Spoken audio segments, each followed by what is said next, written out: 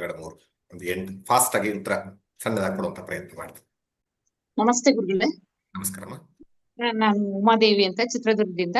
ಗುರುಗಳೇ, ನಾವು ಶನಿವಾರ ಪ್ರತಿ ಶನಿವಾರ ಆಂಜನೇಯನ ದೇವಸ್ಥಾನದಲ್ಲಿ ಇದನ್ನ ಎಳ್ಳಿನ ದೀಪ ಹಚ್ಚುತ್ತೀವಲ್ಲ, ಅದರ ಹಿಂದಿರ್ತಕ್ಕಂತ ಮಹತ್ವ ಆಗ್ಲಿ, ಅದ್ ಕಾರಣ ರೀಸನ್ ಆಗ್ಲಿ ನನ್ಗೊಂದ್ ಸ್ವಲ್ಪ ಬೇಕಿತ್ತು ಗುರುಗಳೇ. ಬೇಸಿಕಲಿ ನೀವೇ ಹೇಳಿದ ಹಾಗೆ ಶನಿವಾರ ಅಂತಂದಾಗ ನಾವು ಒಂದ ಶನಿ ದೇವಸ್ಥಾನಕ್ಕೆ ಹೋಗ್ತೀವಿ ಅಥವಾ ಹನುಮಂತನ ದೇವಸ್ಥಾನಕ್ಕೆ ಹೋಗ್ತೀವಿ. ಯಾಕೆಂದಾಗ ನಮ್ಮಲ್ಲಿ ಹಲವಾರು ಜನರಿಗೆ ಈ ಸಂಕಟ ಅಂತಂದಾಗ ಶನಿ ದೇವರ ಕಾಟ ಇಂಥದ್ದು ಏನೇನೇ ಇದ್ರೂ ಕೂಡ ಶನಿ ಮಹಾತ್ಮನ ಹತ್ರ ಹೋಗ್ತೀವಿ. ಇಲ್ಲ ಅಂದ್ರೆ ಏನ್ ಮಾಡ್ತೀವಿ, ಡೈರೆಕ್ಟ್ ಹನುಮಂತನ ಹತ್ರ. ಯಾಕಂದ್ರೆ ನಾನು ಆಗ್ಲೇ ಒಂದು ಎಕ್ಸಾಂಪಲ್ ಕೊಟ್ಟ ಹಾಗೆ ಹನುಮಂತನ ಹತ್ರ ಹೋದ್ರೆ ಈ ಗ್ರಹಗತಿಗಳು ಯಾವುದು ಕೂಡ ನಮ್ಗೆ ತೊಂದರೆ ಕೊಡೋದಿಲ್ಲ ಅಂತ ಹೇಳಿ ಶನಿವಾರ ಹನುಮಂತನಿಗೆ ಅಂತ ಒಂದು ಇರುವಂತದ್ದು, ಗುರುವಾರ ದತ್ತಾತ್ರೇಯರಿಗೆ, ಗುರು ಪರಂಪರೆಗೆ, ಈ ರೀತಿ ಒಂದೊಂದನ್ನು ಒಂದೊಂದು ಇಟ್ಕೊಂಡಿರುವಂಥದ್ದು ಪರಂಪರೆ. ಬಿಡ್ಬೇಕಾ? ಖಂಡಿತ ಬಿಡಬಾರ್ದು, ಖಂಡಿತ ಕಂಟಿನ್ಯೂ ಮಾಡಿ, ಇನ್ನೂ ಚೆನ್ನಾಗಿ ಮಾಡಿ. ಆದ್ರೆ ಶನಿವಾರ ಮಾತ್ರ ಮಾಡ್ತಾ ಇರೋದನ್ನ ಪ್ರತಿನಿತ್ಯ ಮಾಡಿ. ಪ್ರತಿನಿತ್ಯ ಮಾಡೋದನ್ನ ಪ್ರತಿ ಕ್ಷಣವೂ ಮಾಡೋದ್ರ ಅನುಕ್ಷಣವೂ ಭಗವತ್ ಚಿಂತನೆಯಲ್ಲಿ, ಹನುಮಾನ್ ಚಾಲೀಸನೇ ಹೇಳ್ಬೇಕು ಗೊತ್ತಿಲ್ಲ, ಭಗವತ್ ಚಿಂತನೆಯಲ್ಲಿ, ಭಗವತ್ ಕರ್ಮದಲ್ಲಿ, ಭಗವತ್ ಸೇವೆಯಲ್ಲಿ ನಡೆಯುವಂಥದ್ದು ಮುಖ್ಯ. ಹಾಗಾಗಿ ಶನಿವಾರ ಮಾಡುವಂಥದ್ದು ಪರಂಪರೆ. ಯಾಕೆಂದ್ರೆ ವಾರದಲ್ಲಿ ಹಂಗ ಹೇಳಿದ್ರೆ ಅಟ್ಲೀಸ್ಟ್ ಒಂದು ದಿನಾರು ಮಾಡ್ತಾರೆ ಅಂತ ಹೇಳಿ ಒಂದಿನಕ್ಕೆ ಮಾಡಿದರೆ, ಆದ್ರೆ ನಾವು ಸಾಧಕರು ಒಂದೇ ದಿನ ನಿಲ್ಲಿಸೋದು ಬೇಡ, ಇನ್ನೂ ಹೆಚ್ಚು ಮಾಡೋಣ.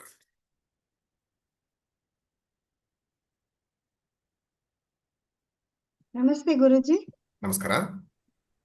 ಇದು ನೀವು ಜೈ ಜೈ ಜೈಗೆ 3 ಇದಕ್ಕೆ ಅರ್ಥ ಹೇಳಿದ್ರಲ್ಲ, ಅದೇ ತರ ಅರ್ಥ ವೇದ ಕ್ಲಾಸ್ ಅಲ್ಲಿ ಶಾಂತಿ ಮಂತ್ರ ಬರ್ತಲ್ಲ ಗುರುಜಿ, ಆ ಶಾಂತಿ ಮಂತ್ರ ಶಾಂತಿ ಶಾಂತಿ ಅನ್ನೋದಕ್ಕೂ ಅದಕ್ಕೂ ಸೇಮ್ ಅರ್ಥ ಹೇಳಿದ್ರು.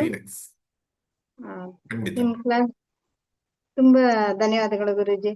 ಕ್ಲಾಸ್ ತುಂಬಾ ಅದ್ಭುತವಾಗಿತ್ತು 7 ದಿನ. ಧನ್ಯವಾದ. ಅವ್ರು ಹೇಳಿದ ಹಾಗೆ ವೇದಾಧ್ಯಯನದಲ್ಲಿ, ಉಪನಿಷತ್ತಿನದಲ್ಲಿ ಎಲ್ಲೇ ಆಗಲಿ 3 ಶಾಂತಿಗಳು, ಶಾಂತಿ ತ್ರಯಗಳು ಬಂದಾಗ ಆ ತಾಪತ್ರಯಗಳು ಶಾಂತವಾಗ್ಲಿ ಅನ್ನುವಂಥದ್ದು ಒಂದು.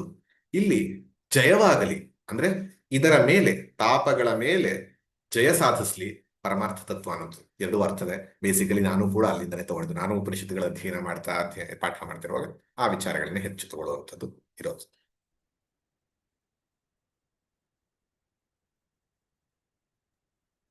ನಮಸ್ಕಾರ ಬ್ರಹ್ಮಜಿ, ಹುಣಗೆರೆಯಿಂದ. ನಂದೇನು ಪ್ರಶ್ನೆಗಳಿಲ್ಲ, ಆದ್ರೆ ದಯವಿಟ್ಟು ನಮ್ದು ಬಹಳ ಇದೇನಪ್ಪ ಅಂದ್ರೆ ನಮಗೆ ಹೇಳ್ಕೊಳಕ್ಕೂ ಆಗಲ್ಲ, ಅಷ್ಟೊಂದು ಎಲ್ಲ ಪ್ರತಿಯೊಂದು ಪದಗಳನ್ನು ಬಿಡಿಸಿ ಹೇಳ್ತಾ ಇದ್ದೀರಾ. ನಾನು ಇಷ್ಟು ಬಹಳ ಸರಿ ಹನುಮಂತ ಚಾಲಿಸಗಳು ಓದ್ತಾ ಇರ್ತೀವಿ ಪ್ರವಚನ ಬೇರೆ ಕಡೆ ಹೇಳ್ತಾ ಇರ್ತೀವಿ ನಾವು. ಅದು ಬಟ್ ಇಷ್ಟೊಂದು ಆಳವಾಗಿ ನಾವು ಇಳಿದಿದ್ದು ಎಂದೆಂದೂ ಇಳಿದಿರಲಿಲ್ಲ. ಇವತ್ತು ಇಳಿದಿರೋದ್ರಿಂದ ದಯವಿಟ್ಟು ನಮಗೆ ಬಹಳ ಅನುಕೂಲ ಆಗಿದೆ. ಅದಕ್ಕಾಗಿ ನಮಗೆ ಹೃತ್ಪೂರ್ವಕ ಅಭಿನಂದನೆಗಳು ಹಾಗೂ ಧನ್ಯವಾದಗಳು. ಧನ್ಯವಾದಗಳು ಸರ್, ಥ್ಯಾಂಕ್ ಯು. ತುಂಬಾ ಚೆನ್ನಾಗಿ ಪಾರ್ಟಿಸಿಪೇಟ್ ಮಾಡ್ತಾ ಪ್ರತಿನಿತ್ಯವೂ ಕೂಡ ಪ್ರಶ್ನೆಯನ್ನು ಕೇಳ್ತಾ ಜಿಜ್ಞಾಸೆ ಇರೋದು ನಮಗೂ ತುಂಬಾ ಖುಷಿ ಆಗುತ್ತೆ.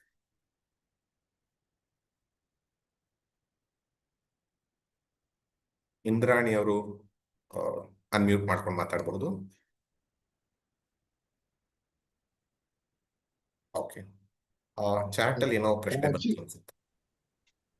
ಚಾಟ್ ಬಾಕ್ಸ್ ಅಲ್ಲಿ ಪ್ರಶ್ನೆ ಇದೆ ಪ್ರಮೋದ್ ಸರ್.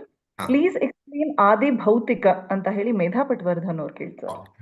ನಾವಾಗ್ಲೇ ಹೇಳಿದಾಗೆ ತಾಪತ್ರಯಗಳು 3. ಆದಿ ದೈವಿಕ ಅಂದ್ರೆ which is not in our control, not just my control, not anyone's control. ಆದಿ ದೈವಿಕ. ಆಧ್ಯಾತ್ಮಿಕ ಇಸ್ ಅಬೌಟ್ ಮೀ, ನಾನು ಮತ್ತು ಪರಮಾತ್ಮ ಅಥವಾ ಯಾವುದೋ ಒಂದು ಸೂಪರ್ ಶಕ್ತಿ ಈ ಮಧ್ಯದಲ್ಲಿರುವಂತಹ ಸುತ್ತಮುತ್ತಲು. ಭೌತಿಕ, ಭೌತಿಕ ಪ್ರಾಪಂಚಿಕ, ನನ್ನನ್ನು ಹೊರತುಪಡಿಸಿ ಈ ಪ್ರಪಂಚದಲ್ಲಿರುವಂತಹ ವ್ಯಕ್ತಿ, ಸನ್ನಿವೇಶ, ವಿಷಯ, ಕ್ರಿಮಿ, ಕೀಟ, ಪ್ರಾಣಿ, ಪಶು, ಪಕ್ಷಿ, ಗಿಡ, ಮರ, ಇದೆಲ್ಲವೂ ಆದಿ ಭೌತಿಕ. ಆದರೆ ಅದರಲ್ಲಿರುವಂತಹ ವಸ್ತುಗಳು ಯಾವುದು ನನಗೆ ಡೈರೆಕ್ಟ್ ಆಗಿ ತೊಂದರೆ ಕೊಡೋದಕ್ಕೆ ಸಾಧ್ಯ ಇಲ್ಲ. ಆದರೆ ಚೇತನ ಇರುವಂತಹ ಯಾವ್ದು ಬೇಕಾದ್ರೂ ನಮ್ಗೆ ಕೊಡಬಹುದು. ಅದು ಆಗ್ಲೇ ಹೇಳಿದಾಗ ಸೊಳ್ಳೆಯಿಂದ ಹಿಡಿದು ನಮ್ಮನೆ ನಾಯಿಯಿಂದ ಹಿಡಿದು ನಮ್ಮ ಮಕ್ಕಳು ಮರಿಯಿಂದ ಹಿಡಿದು ಯಾರು ಬೇಕಾದ್ರೂ ಇರಬಹುದು. ಹಾಗಾಗಿ ಆದಿ ಭೌತಿಕ ಇಸ್ ರಿಲೇಟೆಡ್ ಟು ದ ಭೌತಿಕ ಪ್ರಪಂಚ. ಆದಿ is with respect to the, ಆಧ್ಯಾತ್ಮಿಕ ಅಂದ್ರೆ ವಿತ್ ರೆಸ್ಪೆಕ್ಟ್ ಟು ಮೀ, ಆದಿ ದೈವಿಕ ಅಂದ್ರೆ ವಿತ್ ರೆಸ್ಪೆಕ್ಟ್ ಟು ಗಾಡ್, ಆದಿ ಭೌತಿಕ ಅಂದ್ರೆ with respect to the world. ಯಾವ್ಯಾವ್ದು ಪ್ರಾಬ್ಲಮ್ಸ್ ಬರ್ತವೆ ಎಲ್ಲವೂ ಕೂಡ ಆದಿ ಭೌತಿಕ ಅಂತ. ಯೂಟ್ಯೂಬ್ ನಲ್ಲಿ ಯಾವ್ದಾದ್ರು ಪ್ರಶ್ನೆ ಇದೆಯಾ? ಚಾಟ್ ಬಾಕ್ಸ್ ಅಲ್ಲಿ ಕೇಳಿಸಿಲ್ಲ ಪ್ರದೀಪ್ ಜಿ? ಯೂಟ್ಯೂಬ್ ನಲ್ಲಿ ಸಂಗೀತ ಅನ್ನೋರು ಪ್ರಶ್ನೆ ಕೇಳಿದ್ದಾರೆ. ಹಾ ಅವ್ರು ಕೇಳ್ತಾ ಇದಾರೆ, ನೀವು ಮಂಕಿ ಮೈಂಡ್ ಅನ್ನ ಚಂಚಲತೆಗೆ ಹೋಲಿಸಿದ್ರಿ, ಆದ್ರೆ ನಾವು ಮಂಕಿ ಮೈಂಡ್ ಅಂದ್ರೆ ಚಂಚಲತೆ ಅಂತ ವಿವರಿಸಿದ್ದೀರಾ, ಹಾ ಆದ್ರೆ ನಾವು ಕೋತಿನ ಆಂಜನೇಯನ ಸ್ವರೂಪ ಅಂತಾನೆ ತಿಳ್ಕೊತೀವಿ, ಇದನ್ನ ಹೇಗೆ ಅರ್ಥೈಸೋದು ಅಂತ ಕೇಳ್ತಾ ಇದಾರೆ. ಖಂಡಿತ ಇದನ್ನೇ ನಾವು ಫಸ್ಟ್ ಸೆಕೆಂಡ್ ದಿನ ಜಯ ಹನುಮಾನ ಜ್ಞಾನ ಗುಣಸಾಗರ ಜಯ ಕಪೀಶ ಅಂತಂದಾಗ ಕಪಿ ಈಶ ನಾವು ಅದನ್ನೇ ಹೇಳಿದ್ದು. ಅಲ್ಲಿ ಒಂದು ಸೈಕಲಾಜಿಕಲ್ ಅರ್ಥ ಕೊಟ್ಟಿದ್ದಿದೆ ಅಂದಾಗ ಕಪಿ ಅಂದಾಗ ಮೈಂಡ್ಗೆ ಕಂಪೇರ್ ಮಾಡಿ, ಈಶ ಅವನು ಬರೀ ಕಪಿ ಅಲ್ಲ, ಕಪೀಶ who has control over his mind is ಕಪೀಶ. ನಾವು ಕೂಡ ಕಪೀಶ ಆಗಬಹುದು ಅಂತ ಅವತ್ತೇ ತಗೊಂಡಿತ್ತು. ಹಾಗಾಗಿ ಮೈಂಡ್ ಇಸ್ ಕಂಪೇರ್ಡ್ ಆ ದೃಷ್ಟಿಯಲ್ಲಿ ತಗೊಂಡಾಗ, ಆ ರೀತಿಯಲ್ಲಿ ತಗೊಂಡು ಅದನ್ನ ಯಾರು ಕಂಟ್ರೋಲ್ ಮಾಡ್ತಾನೋ ಅವನು ಕಪೀಶ. ಹಾಗಾಗಿ ಮನಸ್ಸು, ನೀವು ಬರೀ ಅವನ ಮನಸ್ಸು ಮಾತ್ರ ಅಂತಲ್ಲ, ನೀವೇ ನೋಡಿದಾಗ ಆ ಕಪಿ ಅಥವಾ ಮಂಗ ಅನ್ನೋದು ಒಂದು ಕಡೆ ಕೂರೋದಿಲ್ಲ, ಹಾರ್ತಾ ಇರುತ್ತೆ. ಆದ್ರೆ ಹನುಮಂತನ ನೀವು ಯಾವುದೇ ಆಗ್ಲಿ ನೋಡಿ ಸ್ಥಿರವಾಗಿ ಕೂತಿರುವಂಥದ್ದು, ಅದೆಲ್ಲ ಗೊತ್ತಾಗ್ತದೆ ಅವನು ಕಪೀಶ. ಇಸ್ ನಾಟ್ ಜಸ್ಟ್ ಕಪೀಶ. ಈ ಮಂಗದಂತಹ ಮನಸ್ಸನ್ನ ಹತೋಟಿಯಲ್ಲಿ ಇಟ್ಕೊಂಡಿರೋದನ್ನೇ ನಾವು ಕಪೀಶ. ಅದಕ್ಕೆ ಹನುಮಂತ, ಅದಕ್ಕೆ ಆಂಜನೇಯ. ನಾವು ಆ ರೀತಿಯಲ್ಲಿ ಆಗಬೇಕು ಅನ್ನೋದೇ ಮುಖ್ಯ.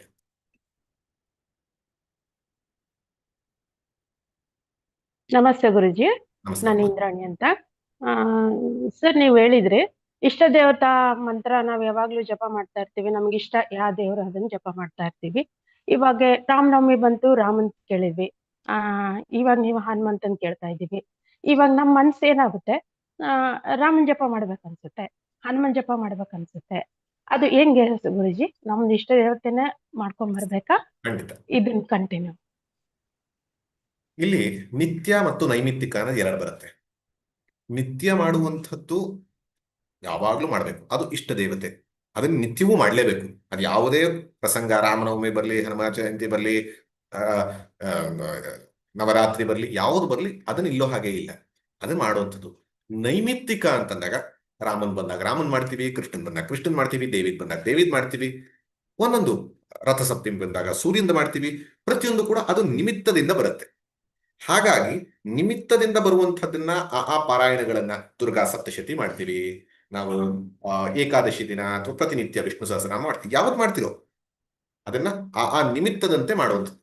ಆದ್ರೆ ಇಷ್ಟ ದೇವತೆ ಅಂತ ತಗೊಂಡಾಗ ನೀವೇಗ್ ಮಾಡ್ತಿದ್ದೀರಾ, ರಾಮಂದ ಮಾಡ್ತಿದ್ದೀರಾ, ಕೃಷ್ಣನ್ ಮಾಡ್ತಿದ್ದೀರಾ, ಹನುಮಂತನ್ ಮಾಡ್ತೀರಾ, ದೇವಿದ್ ಮಾಡ್ತೀರಾ, ಇದನ್ನೆಲ್ಲ ಇಷ್ಟು ವರ್ಷದಿಂದ ಮಾಡ್ತಿರಲ್ಲ, ನೀವು ಯೋಚನೆ ಮಾಡಬೇಕು, ನೀವು ಅಬ್ಸರ್ವ್ ಮಾಡಬೇಕು, ಈ ಎಲ್ಲದರಲ್ಲೂ ನನ್ನ ಮನಸ್ಸಿಗೆ ಯಾವ ಮಂತ್ರ, ಯಾವ ದೇವತಾ ಸ್ವರೂಪ, ಯಾವ ರೂಪ ನನಗೆ ಹತ್ರ ಆಗ್ತಾ ಇದೆ. ಆ ಯಾವುದು ಹತ್ರ ಆಗತ್ತೋ ಆ ಮಂತ್ರವನ್ನ, ಆ ರೂಪವನ್ನ ಹಿಡಿದು ಅದು ಇಷ್ಟ ದೇವತೆ ಅಂತ ಭಾವಿಸಿ, ನಿಮಗೆ ಸಿಕ್ಕಿದ್ರೆ ಅದ್ಭುತ. ಯಾವುದಾದ್ರೂ ಗುರುಗಳಿಂದ ನಾವು ಮಂತ್ರವನ್ನು ತಗೊಳ್ಬಹುದು, ಇಲ್ಲಾಂದ್ರೆ ಪುರಾಣಗಳಲ್ಲಿ ಮತ್ತು ಹಲವಾರು ಜನ ಸಂತರು ಎಲ್ಲರಿಗೂ ಸಿಕ್ಲಿ ಅಂತ ಹೇಳಿ ಅದನ್ನ ಕೊಟ್ಟಿದ್ದಾರೆ. ಅದನ್ನ ತಗೊಂಡು ಮಾಡ್ತಾ ಹೋದು, ಅದನ್ನ ಇಷ್ಟ ಮಂತ್ರವಾಗಿ ನಿತ್ಯ ಮಾಡುವಂಥದ್ದು. 100, 1000, 10,000 ಎಷ್ಟಾಗತ್ತೋ ಅಷ್ಟು.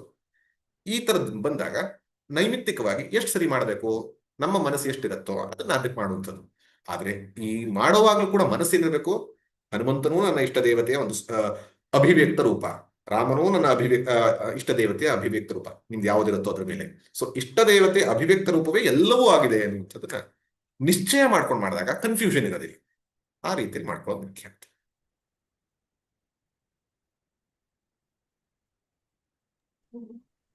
ಪ್ರಮೋದ್ ಸರ್, ಚಾಟ್ ಬಾಕ್ಸ್ ಅಲ್ಲಿ ಒಂದು ಪ್ರಶ್ನೆ ಇದೆ, ಗುರುದೇವಿ ನಾಯಿ ಅನ್ನುವಂಥದ್ದಕ್ಕೆ ಎಕ್ಸ್ಪ್ಲೇನ್ ಮಾಡ್ತೀರಾ ಅಂತ ಹೇಳಿ ಕೇಳ್ತಾ ಇದ್ದಾರೆ. ಗುರುದೇವನಂತೆ ಅಂತ, ಬೇಸಿಕಲಿ ಗುರುದೇವನಾಗಿ, ಗುರುದೇವನಂತೆ, ಕೃಪಾಕರಹು ಗುರುದೇವಕಿ ನಾಯಿ ಅಂದಾಗ ಕೃಪೆಯನ್ನ ಮಾಡು, ಹೇ ಹನುಮಂತ ನನ್ನ ಕೃಪೆ ಮಾಡು. ಯಾವ ರೀತಿ ಕೃಪೆ ಮಾಡು? ಗುರುದೇವನಂತೆ, ಅದನ್ನ ಗುರುದೇವಕಿ ನಾಯಿ. ಹಾಗೆ ಯೂಟ್ಯೂಬ್ ನಲ್ಲಿ ಲಕ್ಷ್ಮೀ ರಾವ್ ಅವ್ರು ಕೇಳ್ತಾ ಇದ್ದಾರೆ, ಬೇರೆ ಬೇರೆ ಪುಸ್ತಕಗಳಲ್ಲಿ ಈ ಹನುಮಾನ ಚಾಲಿಸನ ಬೇರೆ ಬೇರೆ ವಿವರಣೆ ಕೊಟ್ಟಿರ್ತಾರೆ, ನಾವು ಯಾವುದನ್ನ ಫಾಲೋ ಮಾಡ್ಬೇಕು, ಹೇಗೆ ಫಾಲೋ ಮಾಡ್ಬೇಕು ಅಂತ ಕೇಳ್ತಾ ಇದ್ದಾರೆ. ವಿವರಣೆಗಳು ನಾನು ಕೊಟ್ಟಿದ್ದೇನೆ ಕಂಪ್ಲೀಟ್ ಅಂತ ಹೊಂದ್ಕೊಳ್ಬೇಡಿ.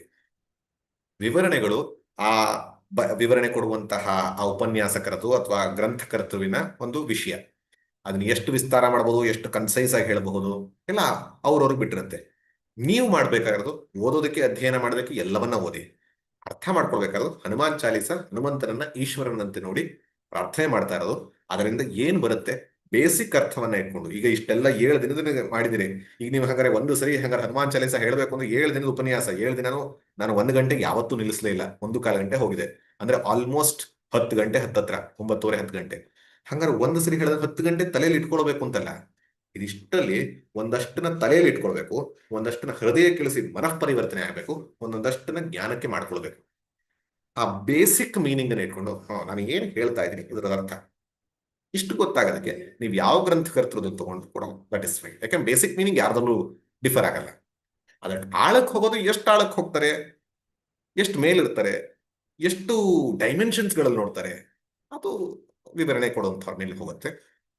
ನಾನು ಹಲವಾರು ಜನ ಚಿನ್ಮಯ ಮಿಷನ್ನಿನ ಇದು ಸನ್ಯಾಸಿಗಳಿರಬಹುದು, ಬ್ರಹ್ಮಚಾರಿಗಳಿರಬಹುದು, ಪರಮಾನಂದ ಭಾರತಿಗಳ ಶಿಷ್ಯರೊಬ್ಬರು ಬ್ರಹ್ಮಾನಂದ ಭಾರತಿ ಅಂತ ಅವ್ರದ್ದು, ಇನ್ನು ಹಲವಾರು ಜನ ಮತ್ತು ನನ್ನ ಗುರುಗಳಾದಂತಹ ಹಲವಾರು ಜನರು ತಗೊಂಡು ಮಾಡಿರುವಂಥದ್ದು. ಹಾಗಾಗಿ ನಂದು ಕೂಡ ಇಲ್ಲಿ ಸ್ವಂತದ್ದು ಅಂತ ಯಾವುದೂ ಇಲ್ಲ, ಎಲ್ಲ ಋಷಿ ಪರಂಪರೆ. ಆ ರೀತಿ ಯಾವ ತನ ಬೇಕಾದ್ರೂ ತಗೊಳ್ಬೋದು. ಅದರಲ್ಲಿ ತಗೊಂಡಿದ್ದೇನೆ ಅದೇ ಪಾರಾಯಣದ ಸಮಯದಲ್ಲಿ ಎಷ್ಟು ಉಪಯೋಗಿಸ್ಬೇಕು, ಎಷ್ಟು ಧ್ಯಾನಿಸ್ಬೇಕು, ಜೀವನಕ್ಕೆ ಎಷ್ಟು ಅಳವಡಿಸ್ಕೊಳ್ಬೇಕು, ದಿನನಿತ್ಯದ ಜೀವನಕ್ಕೆ ಸಾಧನೆಗೆ ಎಷ್ಟು ಬಳಸ್ಕೊಳ್ಬೇಕು. ಇದು ನಾವು ಈ ಉಪನ್ಯಾಸ ಮಾಲಿಕೆ ಇದನ್ನ ಮತ್ತೆ ಮತ್ತೆ ಕೇಳಿಸ್ಕೊಳ್ಳಿ ಅಂತ ಯಾಕೆ ಹೇಳೋದು ಅಂತಂದಾಗ ಸಾಧನಾ ದೃಷ್ಟಿಯಿಂದ ದಿನಾ ಪರಿವರ್ತನೆ ಆಗೋದಕ್ಕೆ ಮತ್ತೆ ಮತ್ತೆ ಕೇಳಿಸ್ಕೊಳ್ಬೇಕು. ಇಲ್ಲಾಂದ್ರೆ ಬೇಸಿಕ್ ಮೀನಿಂಗ್ ಗೊತ್ತಿದ್ರು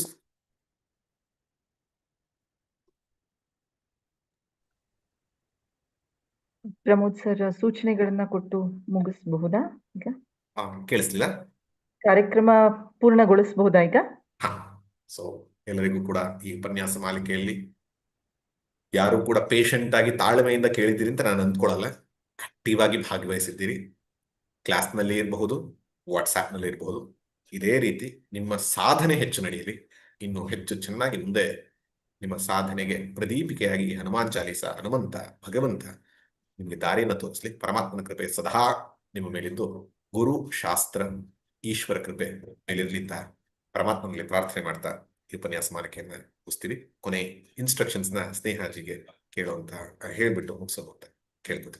ಕೊನೆ ಇನ್ಸ್ಟ್ರಕ್ಷನ್ಸ್ ದಯವಿಟ್ಟು ಎಲ್ಲರೂ ಇನ್ಸ್ಟ್ರಕ್ಷನ್ಸ್ನ ಕೇಳಿಕೊಂಡು, ಯಾಕಂದ್ರೆ ಅದರಲ್ಲಿ ಒಂದಷ್ಟು ಸೂಚನೆಗಳಿರುತ್ತೆ, ಅದನ್ನು ಕೇಳಿಕೊಂಡು ಎಕ್ಸಿಟ್ ಆಗಬೇಕು.